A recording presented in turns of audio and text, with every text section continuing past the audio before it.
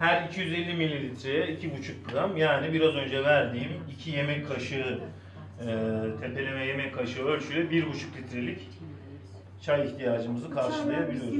It's a bit hot.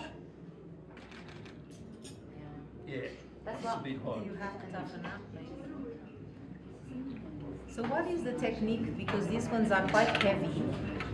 We have quite a strong tradition in Australia of both, but tea goes back a lot longer from the first English settlers and of course our pioneers who used to drink billy tea.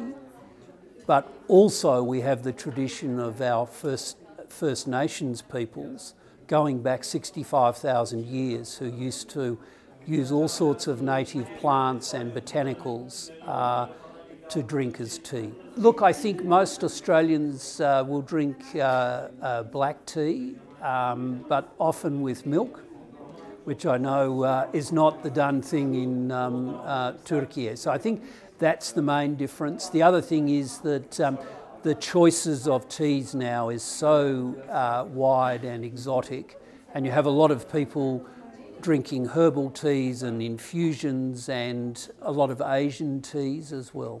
The tea culture in Australia, as I said, goes back a very long way, and I think over time it has changed. But I think we have in our vocabulary the idea of afternoon tea, which obviously also involves food, but I think that is still very much part of life for Australians. We're not I mean, as you know, we're a very big agricultural nation, but tea is not one of the things that we traditionally grow.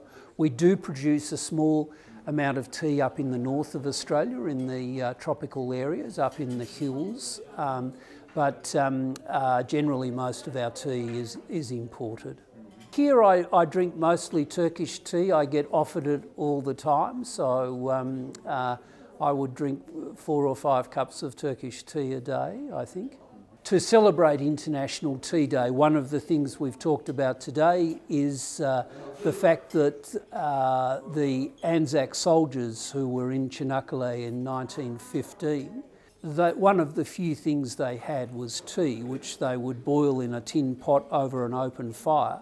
But of course, what we realised was that the people they were fighting against, the Ottoman Turks, were also drinking tea.